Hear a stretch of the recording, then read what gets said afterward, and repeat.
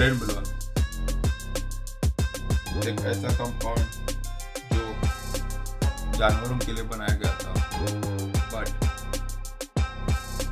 उनके चक्कर कुछ श्रीमान जानवर बन गए।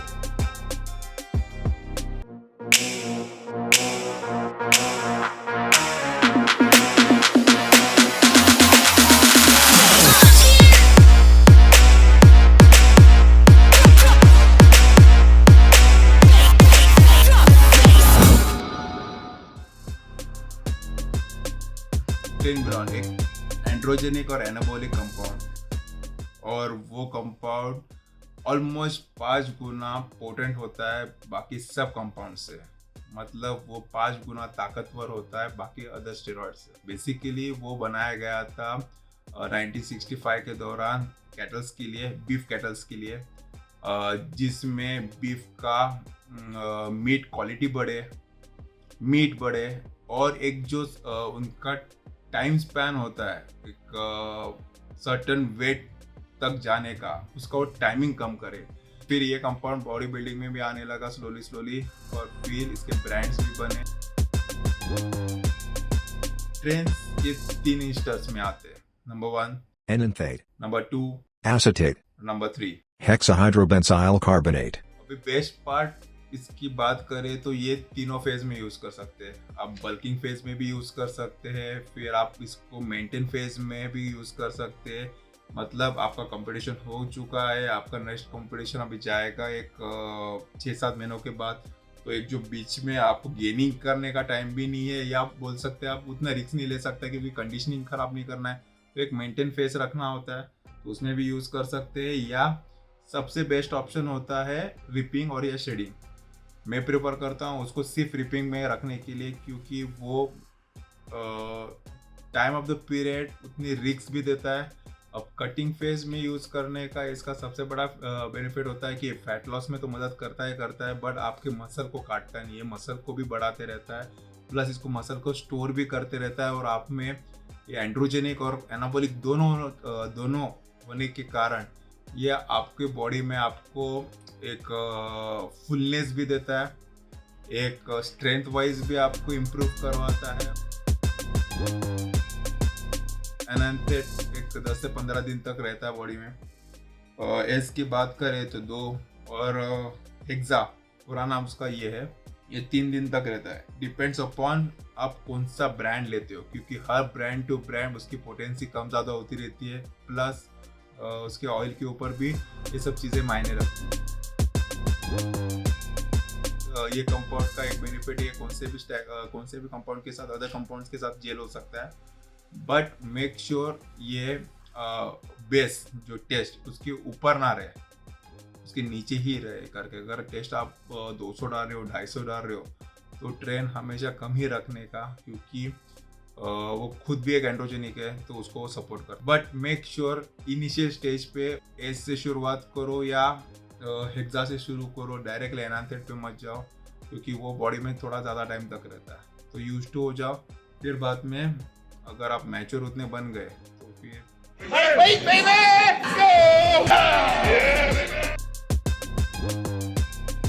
ये डायरेक्टली E2 पे अफेक्ट नहीं डालता, ये डालता है प्रोलैक्टिन के ऊपर। बट अब अदर कंपाउंड भी चलाते रहते हो तो E2 भी रेज होते रहता है, ऊपर से ये प्रोलैक्टिन को भी लिफ्ट कर देता है, तो आपको गायनो होने के चांसेस है। उसको काउंटर अटैक करने के लिए आप केबर ले सकते हो। और एक बात, आप ये कंपाउंड को भी ऐड कर सकते हो, ये अमेजोन भी मिलता है, P5P बोला जाता है उसे, उससे भी ये प्रोलैक्टिन को कंट्रोल करने में हेल्प करता है। ये केबर से काफ़ी गुना सस्ता होता है और ये नींद अच्छी लाता है। E2 काउंटर करने के लिए आप एमोक्सिफिन या फिम्प्रो या एनेक्स्ट्रोजोल, ये तीनों कंपाउंड ले सकते हो, बट मेक श्योर ये ब्लड वर्क करने के बाद ही या उसके सिम्टम्स देखने के बाद ही। इनिशियली उसको ऐड मत करो, क्योंकि हर एक की बॉडी अलग होती है, तो उसका रिएक्शन हर एक की बॉडी पे अलग अलग होता है और डोज के हिसाब से भी होता है। तो पहले ब्लड वर्क करो, अगर लगा तो इनको ऐड करना, वरना कोई ज़रूरत नहीं।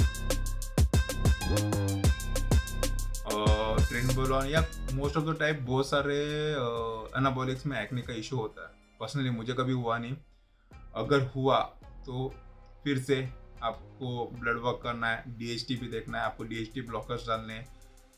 फिर कुछ मेडिकेशन है जिससे वो एक्नेस बढ़ने से, मतलब 1 का 2, 2 का 3 रुकावट पैदा होगी, फिर वो कम होते जाएंगे। और हो सके उतना साफ चीज़ें यूज़ करो, मतलब जितना हो सके उतना नहाओ। आपकी टॉवल्स बोलो, आपके टी-शर्ट्स बोलो, जिम बोलो, सब चीज़ों को जितना हो सके उतना सैनिटाइज करते रहो।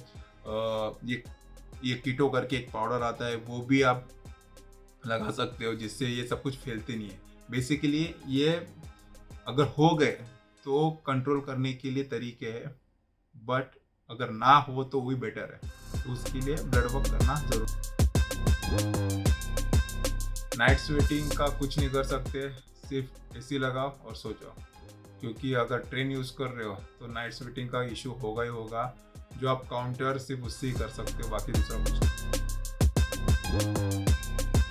एग्रेशन तो ऐसा जो उसको कंट्रोल करने के लिए कुछ स्पेसिफिक दवाई नहीं आती, उसको माइक्रोसॉफ्ट वर्ड की तरह ही ट्रीट करना होता है। मतलब सिर्फ राइट क्लिक इग्नोर, इतना ही ऑप्शन है, एसी लगाओ और सो जाओ। एग्रेशन के लिए बाकी का दूसरा कुछ नहीं आता।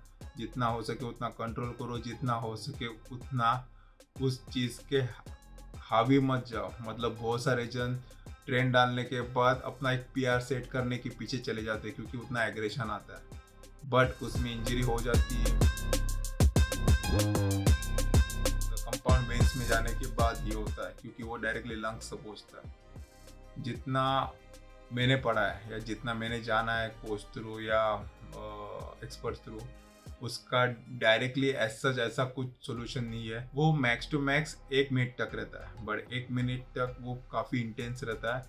तो उसमें कुछ करना नहीं होता है, नीचे बैठ जाने का, हो सके उतनी शक्कर मुंह में रखो और पानी सिप 1-2 सिप पानी पीना, क्योंकि तभी ज़्यादा पानी पीना नहीं होता कि वो खांसी रहती है। वो हार्डली 60 to 90 सेकेंड में गॉन हो जाएगा, फिर वापस नहीं आएगा। बट मेक श्योर कभी भी पिनिंग वेंस में मत करना, क्योंकि वेंस थ्रू वो ब्लड में जाएगा, ब्लड हो जाएगा लंग्स में, फिर वो ट्रेन कब देगा ही देगा। तो वो एक इतना प्रिकॉशन करना है। और दूसरी चीज़, अगर उससे बचना है तो जो उसके साथ अदर कंपाउंड रहते हैं, मतलब टेस्ट बोलो या मैस्टोन बोलो या जो भी कंपाउंड आप डाल रहे हो उसके साथ, उसमें आप मिक्स करके डाल सकते हो, तो थोड़ा उसकी रिस्क तो कम हो जाएगी, क्योंकि उतने वो पोटेंट नहीं रहेगा। एक ओवरऑल ट्रेन क्या कर सकता है और उसके करने के बाद क्या हो सकता है, वो समझाने की कोशिश थी। ये चीज़ जितना ना करो उतना बेटर है। स्टेज एथलीट करते हैं क्योंकि वो स्टेज की नीड होती है। इसके लिए इस वीडियो का एक ही पर्पज़ है कि जो बंदे अभी सोच ही रहे डालने का, बट उनके पास कोई गाइडेंस नहीं है, उसको एक फेयर आइडिया मिले कि उसके आजू बाजू क्या होने वाला है, फिर उसके आजू बाजू उसको क्या मेडिकेशन रखना है, या उसको जानना है कि ये सब चीज़ें हो सकती है तो मुझे क्या करना चाहिए। अगेन इसकी डोसिंग और उसका टाइम स्पैन आपके यहाँ पे जो सीनियर होगा जिसके अंडर आप प्रेप कर रहे हो उसको पूछना, तो आपको बेटर आपके बॉडी टाइप के हिसाब से बता पाएगा। क्योंकि डोसिंग ये हमेशा अपने वेट के हिसाब से करो, ना कि संडे मंडे से करो। और बेसिक जो इन्फॉर्मेशन होते हैं, ये किसका कंपाउंड है, ये किसका फैमिली है, इसका ये वो आपको नेट पे मिल जाएगा। क्योंकि वो चीज़ें जो गूगल देता है वो एक्चुअल बॉडी बिल्डिंग में 100% नहीं यूज़ होती। क्योंकि उसमें एग्जांपल के तौर पे अगर आप गूगल में नाइफ ढूंढोगे, नाइफ की इसमें सब कुछ लिखा जाता है कि ये सब करता है, इसमें तार है, पर वो चीज़ अगर आपके गले पे रखो और घुमा दो तो आदमी की जान जाती है। ये कभी लिखा नहीं होता। मेक श्योर वो सिर्फ गूगल का नॉलेज मत रखो, एक अच्छा कोच को हायर करो या एक अच्छा सीनियर को हायर करो, या जो भी है उसके गाइडेंस लो, उसके थ्रू ही करना, भले वो एक ट्रेन हो या T3 हो।